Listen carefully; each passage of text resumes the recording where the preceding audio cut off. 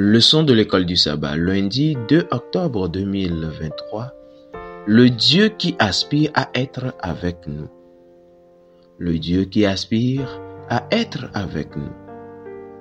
Lisons Genèse chapitre 17, le verset 7. Là, il est écrit: « J'établirai mon alliance entre moi et toi et tes descendants après toi, selon leur génération. Ce sera une alliance perpétuelle en vertu de laquelle je serai ton Dieu et celui de ta postérité après toi. » Amen. Genèse 26, le verset 3. Séjourne dans ce pays-ci, je serai avec toi et je te bénirai, car je donnerai toutes ces contrées à toi et à ta postérité, et je tiendrai le serment que j'ai fait à Abraham ton père. Amen. Genèse 28, le verset 15. Voici, je suis avec toi, je te garderai partout où tu iras, et je te ramènerai dans ce pays, car je ne t'abandonnerai point, que je n'ai exécuté ce que je te dis. Amen. Quel était l'objet principal de la promesse de Dieu à Abraham et à ses descendants dans ces versets? Dans le récit de l'Ancien Testament, Dieu continue d'agir selon sa nature missionnaire afin d'accomplir ses desseins. Par exemple, après le déluge, les habitants de Babel avaient décidé de se rassembler en un seul endroit pour construire une ville et une tour qui atteindrait les cieux. Dieu intervint confondant leurs langues avec le but de les disperser dans le monde entier. Genèse 11, le verset 1 à 9.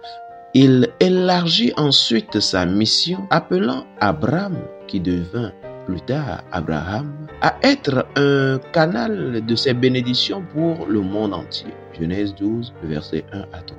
Les promesses de Dieu à Abraham et à ses descendants étaient multiples, mais l'une d'entre elles émerge avant tout. Plusieurs fois, Dieu leur déclara essentiellement, je cite, « Je serai ton Dieu, je serai avec toi, je suis avec toi. » Fin de citation. Genèse 17, verset 7 et 8, Genèse 26, le verset 3, Genèse 28, le verset 15. Au fur et à mesure que l'histoire avance, Joseph alla en Égypte, mais comme un instrument de salut pour son peuple. À chaque étape de l'expérience de Joseph, même dans les moments les plus difficiles de sa vie, la Bible affirme que l'Éternel fut avec lui. Genèse 39, versets 2, 21 et 23. Des générations plus tard, dans l'accomplissement de sa mission, Dieu envoya ensuite Moïse vers Pharaon comme libérateur de son peuple de l'esclavage égyptien. Pendant la mission de Moïse, Dieu lui dit, je cite, « Je serai avec toi. » Fin de citation. Exode 3, le verset 12.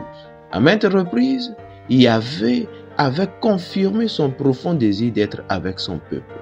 Lisons Exode chapitre 29, le verset 43 et 45. Là, il est écrit: « Je me rencontrerai là avec les enfants d'Israël, et ce lieu sera sanctifié par ma gloire. » Exode 29, le verset 43. « Je me rencontrerai là avec les enfants d'Israël, et ce lieu sera sanctifié par ma gloire. » Exode 29, le verset 45. « J'habiterai au milieu des enfants d'Israël, et je serai leur Dieu. » Quel était l'un des principaux objectifs du sanctuaire de l'Ancien Testament?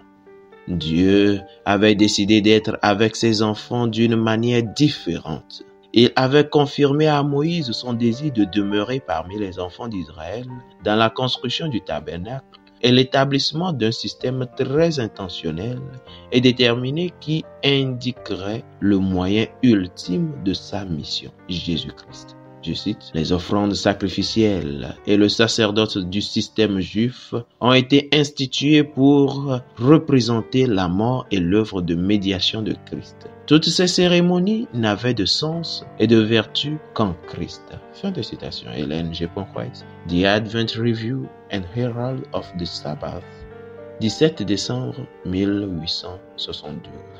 Comment faites-vous l'expérience de la présence de Dieu dans votre vie? Fidèles auditeurs et internautes, que Dieu vous garde. Amen.